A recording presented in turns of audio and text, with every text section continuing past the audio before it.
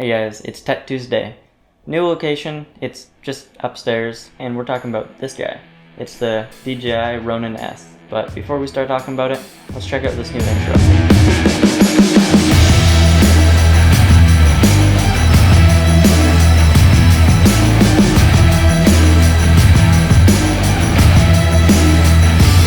If you don't know me already, I'm CK Hogan. I'm a photographer and videographer. I do videos on everything photography and gear related. And today we're talking about the Ronin S. Now let's talk about the payload. The payload can take about 8 pounds. So that means it can hold a camera and a lens that's 8 pounds and under and will last up to 12 hours of battery life. Now, I think that's awesome. If I ever want to switch out my camera or my lens and get a bigger one or a fancier one and it's under 8 pounds, I can still use it. Alright, so now let's talk about the buttons. Now here we have a power button at the bottom of the handle, which detaches from the main part of the gimbal. You'd have to turn on the power on the handle first to activate it. Then you would hold this power button to power up the rest of the gimbal. Now this joystick here will control where the camera points. Now if you hold this trigger, it'll hold the camera in that position, so if you move side to side, it'll still be pointing in one direction. It won't pan or it won't tilt. And then here, the button that has the M, that's the modes button. Now you can see up here there's 3 modes, which you can program to be however you want it to be. So if you have 3 preferred modes that you use the most, you change it to those, such as a tilt only, or a pan only, or a roll function. That's what I have mine set to.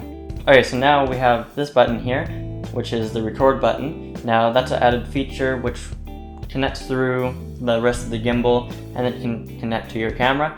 I don't have that because I got the Essentials kit, but you're able to modify it and you're able to put other attachments on it. Actually, let's take a look at that. Let's see what you can add on to this. Alright, you're able to put tons of stuff on it, such as the DJI Ronin S universal mount, the tethered control handle, command unit, a focus motor, a top handle, a remote controller, counterweight. Yeah, anyways, tons of stuff you can add on to it. But now let's go into the app. Now I'm not going to talk too much about the app. It's been out for quite a while. There's tons of videos on the app, so this isn't much of a how to do, but more how it's awesome pretty much. So you go into the app and you hit create. There's a whole bunch of options for you. So you have a virtual joystick, active track, which I don't have because I don't have the cable, and then force mobile, so you're able to use your phone to control it, and then panorama, which actually would be great to use, and then a time-lapse mode, I actually use that a lot, a tracking mode, which I use even more, and then a gaming controller. I actually use the gaming, you know what?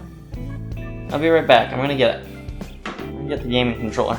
Alright, so now I have it connected, got my Xbox controller, and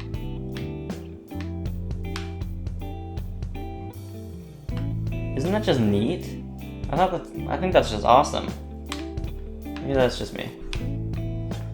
But it's super responsive even when you're using your phone, this or the joystick on here. It just right away. No delay.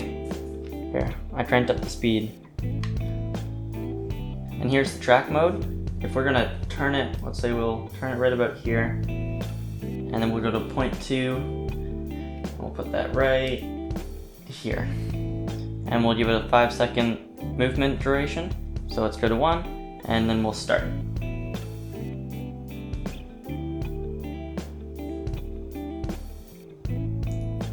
Nice and precise, and you can do this multiple times over. So you can restart it, and then it'll do the exact movement again.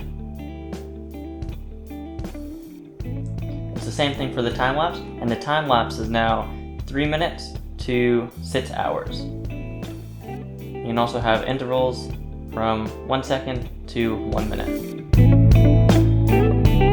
Now everything here is made out of metal, and if it's not, it's made out of a solid, durable plastic.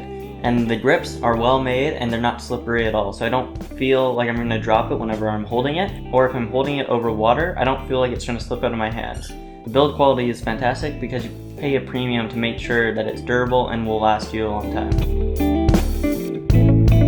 Okay, so now we're going to do some, I guess, real world tests.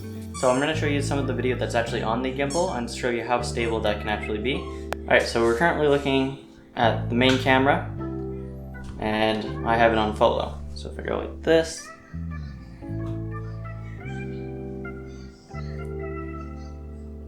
it'll follow my movements. And you can also go into the app and you can change how fast it responds and how smooth it is. I have it on really smooth, so then when I'm getting B-roll, it's as smooth as possible without being too fast, so I can keyframe a little bit easier. So now I'm gonna lock it on to the camera right in the middle, and now I'm gonna hold the trigger button. So doing that, that means if I move like this, it won't leave the direction it points. So because it was pointing directly at the main camera here, it's going to keep looking that way, even if I do full rotation. And we're going to switch the mode to pan only. So if I go up, it'll stay in that direction, but if I pan it, it'll follow the pan. And now, same thing applies. If I hold the trigger, even if I turn, it'll still be pointing in the direction I last put it. So now, I'll change the mode again. So now, I can turn it.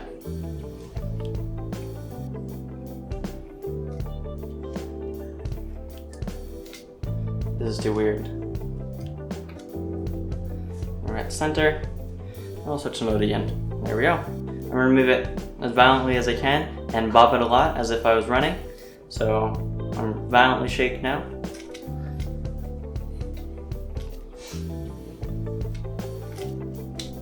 I think that handled it pretty well. So now, as if I was running and trying to keep up with someone. So I'll be like this. Now, this is a lot of shake. Usually when you're running, you're trying to keep it as stable as possible. So it might be like that. Worst case scenario, probably won't even be like this.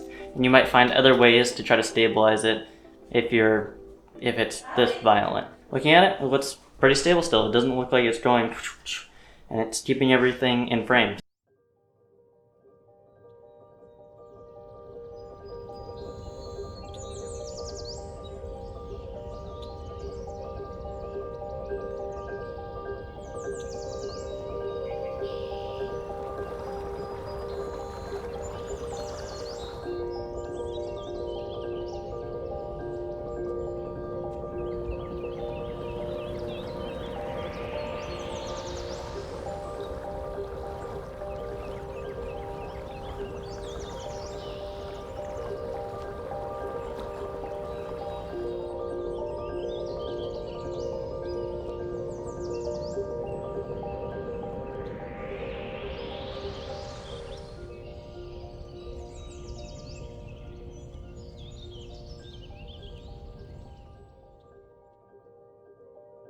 But that's pretty much it for the Ronin S. You'll be seeing this a lot more in the videos, and I'll be using it to look at one point of focus and move back to another point of focus. So you'll be seeing this a lot more in the videos. Now comment down below what you use to stabilize your footage, but don't forget to hit that subscribe button and the bell notification so you know when there's another video uploaded, and have a good one.